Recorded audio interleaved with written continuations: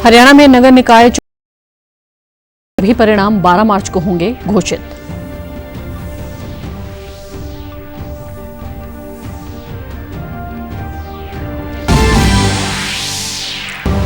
पवित्र रमजान के महीने की शुरुआत के साथ पहला रोजा आज। पीएम ने देशवासियों को दी रमजान की शुभकामनाएं।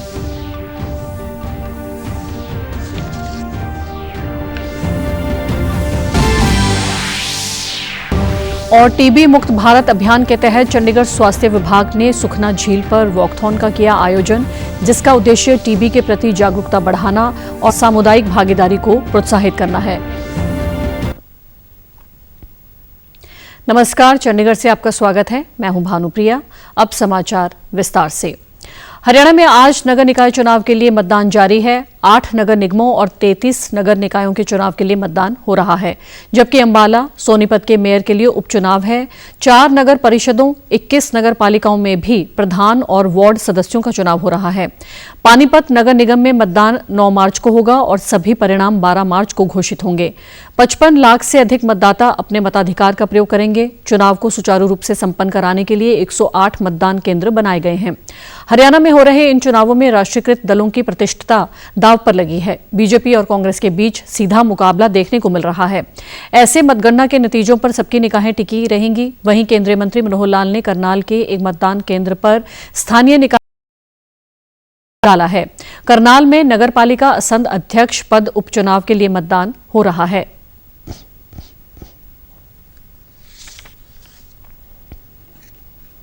विधानसभा का चुनाव हो, उसमें पहले से ही भारतीय जनता पार्टी को एक बहुत अच्छी सफलता मिली हुई है और अभी लगातार या पहले भी 2 बार नगर निगम करनाल इसमें भारतीय जनता पार्टी की सत्ता इस रास्ते से रही है।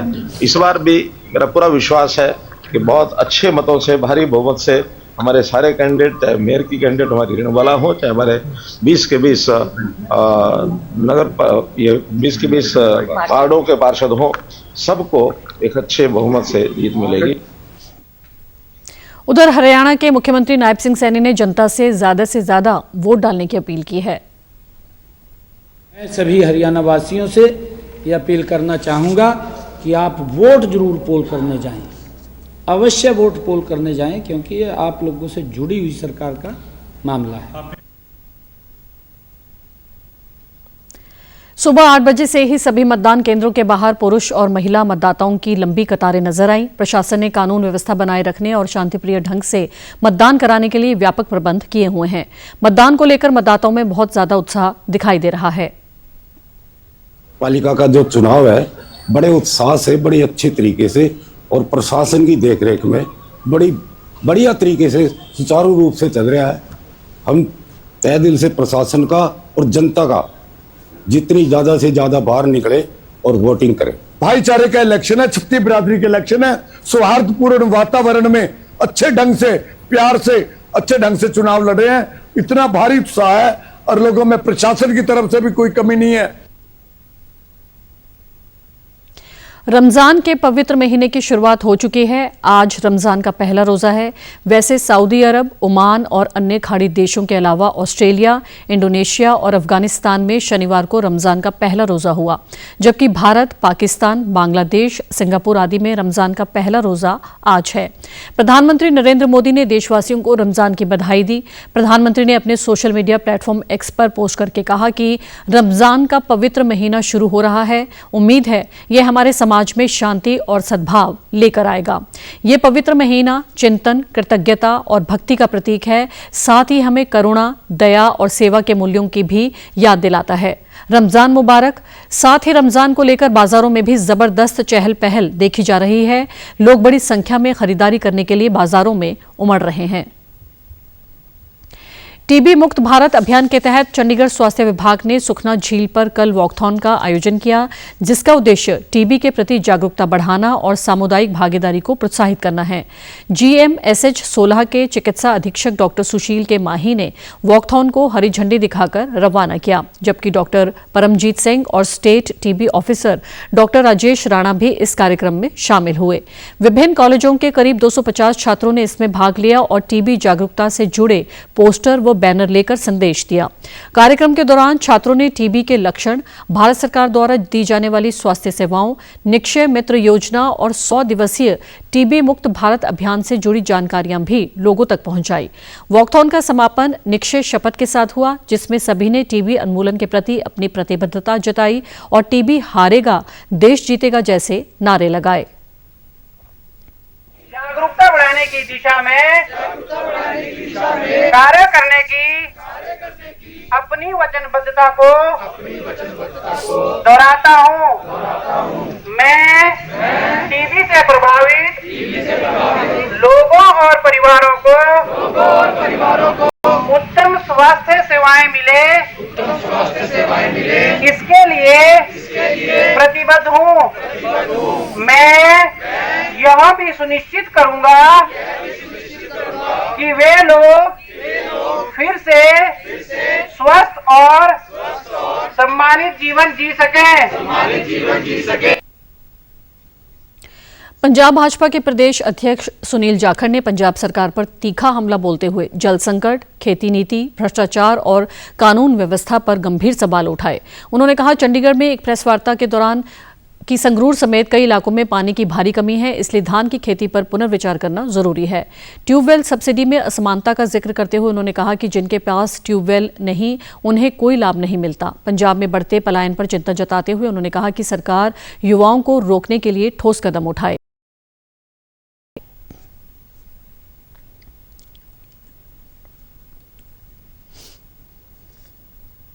पंजाब दे वो 150 जोन्स है ग्राउंड वाटर दे जिथे ज़्यादा पानी पहुँचों कढ़ लिया आपां रीचार्ज हो नहीं रहा, उन्होंने लैके एग्रीकल्चर आ जिहड़ा कमीशन बनाया सीगा डॉक्टर जसपाल सिंह की रहनुमाई च आम आदमी पार्टी की सरकार ने इन्होंने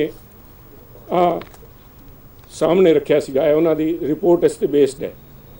की कहते हो वो कह रहे हैं भी आने वाले 5 सालों के अंदर अंदर आपां नूं 30% झोना घटाना पऊगा, क्योंकि किसान जथेबंदियां आ रही हैं 5 तरीक नूं।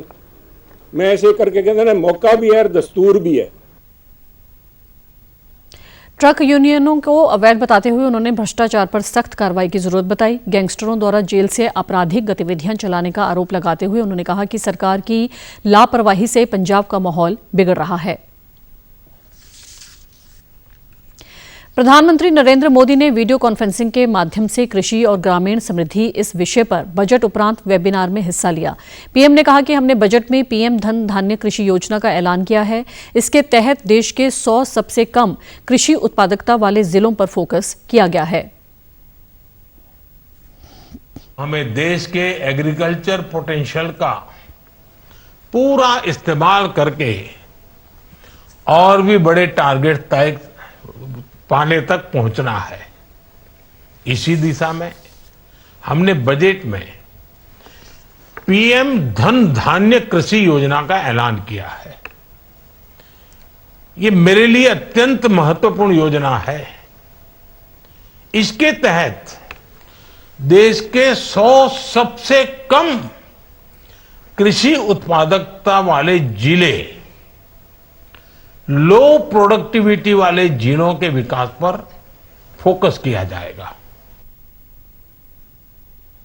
प्रधानमंत्री ने कहा कि सरकार ग्रामीण अर्थव्यवस्था को समृद्ध बनाने के लिए प्रतिबद्ध है। पीएम आवास योजना ग्रामीण के तहत करोड़ों गरीबों को घर दिया जा रहा है। उन्होंने कहा कि स्वामित्व योजना से संपत्ति मालिकों को संपत्ति का अधिकार मिला है। व्यवस्था को समृद्ध बनाने के लिए प्रतिबद्ध है।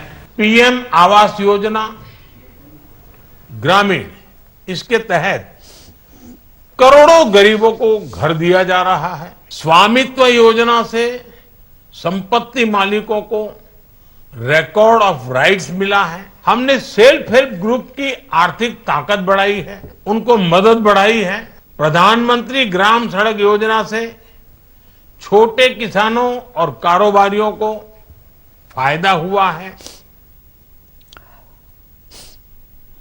पंजाब के वित्त मंत्री हरपाल सिंह चीमा ने चंडीगढ़ के परेड ग्राउंड में दूसरे भारत अंतर्राष्ट्रीय मेगा व्यापार मेले का उद्घाटन किया। उन्होंने इस मेले को आर्थिक विकास, नवाचार और व्यापारिक सहयोग को बढ़ावा देने वाला अहम कदम बताया। चीमा ने कहा कि ऐसे मेले व्यापारियों को अपने उत्पादों और सेवाओं के प्रदर्शन के साथ नए व्यापारिक संबंध स्थापित करने का अवसर प्रदान करते हैं। पंजाब की औद्योगिक विरासत पर जोर देते हुए उन्होंने कहा कि सरकार उद्योग और व्यापार को बढ़ावा देने के लिए अनुकूल माहौल बनाने के लिए प्रतिबद्ध है। उन्होंने मेले के सफल आयोजन के लिए बंगाल चौंबर और जीएस मार्केटिंग एसोसिएट्स को बधाई दी और उम्मीद जताई कि ये मेला नए व्यावसायिक अवसरों की नींव रखेगा। पंजाब के स्कूल शिक्षा मंत्री हरजोत सिंह बैंस ने कहा कि पंजाब के शानदार इतिहास का प्रतीक विश्व प्रसिद्ध त्योहार होला मोहल्ला खालसा की जन्मभूमि श्री आनंदपुर साहिब में मनाया जाएगा। कीरतपुर साहिब में 10 से 12 मार्च और श्री आनंदपुर साहिब में 13 से 15 मार्च तक मनाए जा रहे इस त्योहार के अवसर पर देश विदेश से आ रही संगत की सुविधा के लिए रूपनगर जिला प्रशासन द्वारा पुख्ता प्रबंध किए जा रहे हैं। होला मोहल्ला की तैयारियों को लेकर किए जा रहे प्रबंधों का जायजा लेते हुए हरजोत सिंह बैंस ने कहा कि जिले के डिप्टी कमिश्नर हिमांशु जैन और एसएसपी गुलनीत सिंह खुराना की अगुवाई में होला मोहल्ला प्रबंधों को अंतिम रूप दिया जा रहा है। सभी विभागों को श्रद्धालुओं की सुविधा के लिए समय पर उचित प्रबंध पूरे करने के निर्देश दिए गए हैं। उन्होंने बताया कि 22 पार्किंग स्थलों की व्यवस्था की गई है, जहां से शटल बस सेवा और ई रिक्शा के माध्यम से संगत को गुरुधामों के दर्शन के लिए निःशुल्क ले जाया जाएगा। पार्किंग स्थलों पर रोशनी, पीने के पानी और शौचालयों की उचित व्यवस्था होगी। कीरतपुर साहिब को 2 सेक्टरों में और अनंतपुर साहिब को 11 सेक्टरों में विभाजित किया गया है।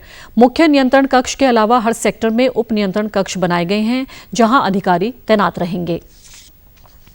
पंजाब सरकार द्वारा नशे को खत्म करने के लिए शुरू किए गए युद्ध नशे के विरुद्ध अभियान के तहत पंजाब पुलिस ने बड़े पैमाने पर कार्रवाई की।